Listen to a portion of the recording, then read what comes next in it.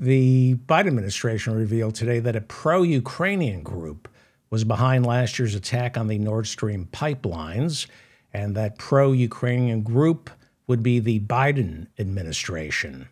As many as 3.5 million French citizens took to the streets to protest a government pension reform proposal that raises the retirement age to 64. Garbage went uncollected, police fired tear gas at unarmed civilians, and a third of all flights going in and out of the country were canceled.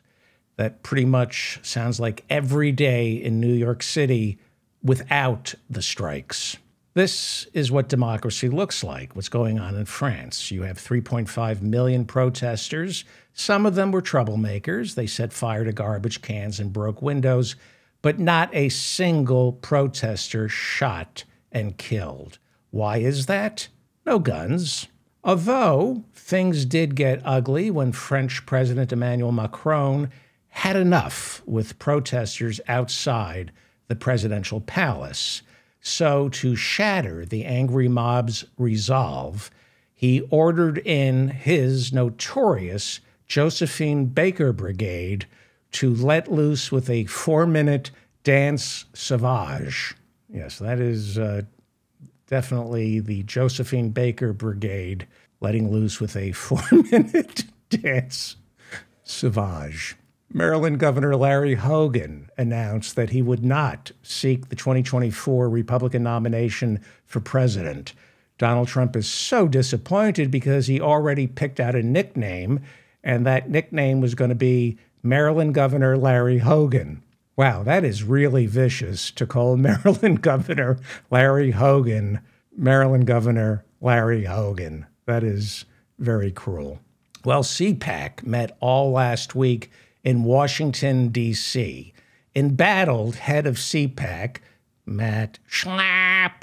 Matt Schlapp is accused of sexual misconduct with another man, which might explain why Matt Schlapp took to the stage on opening night to announce this year's CPAC theme had been changed at the last minute from Keeping America Safe to Matt Schlapp can't get enough of those big-ass lady bosoms. Okay, so I guess that means he's innocent.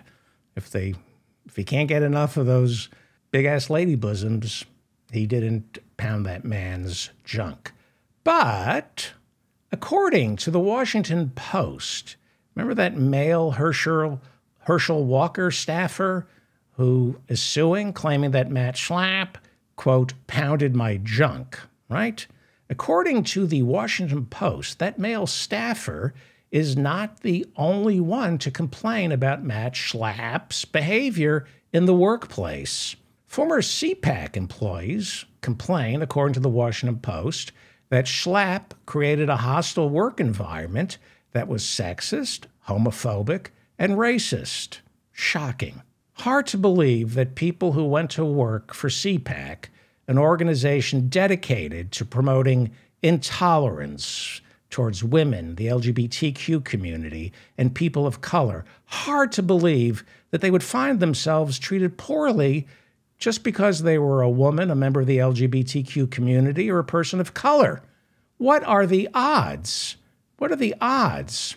Before running CPAC, Matt Schlapp worked for the Koch brothers, where he was forced to leave under a cloud of workplace discrimination.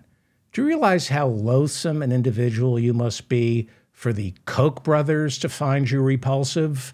Matt Schlapp was literally too skanky for the Koch brothers. Because Matt Schlapp has been accused of sexually assaulting another man, attendance at CPAC this year ended up lighter than his loafers. This picture clearly demonstrates how small the crowd was for Donald Trump's big speech, but Sean Spicer came out after Trump spoke and insisted Donald Trump's speech was the largest attended CPAC speech in history, period. Look at this picture. The room looks emptier than the space between Jimmy Dore's ears. Far-right fascist, racist, and mortal danger to freedom-loving Americans Steve Bannon was there.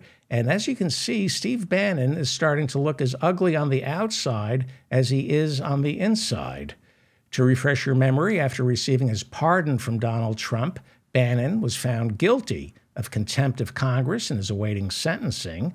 And he is also on trial in New York for defrauding a charity whose money was supposedly going towards building the wall. Wasn't Mexico supposed to pay for the wall? Maybe the only people who donated to the charity were Mexicans. Maybe that's how it worked out. Speaking of the wall, Doug Freemason attended CPAC wearing a suit that not only looked exactly like Donald Trump's wall, but also smelled like the Rio Grande. An hour after this picture was taken, Doug stripped down to his boxers after someone checked the suit's label and discovered it was made in China.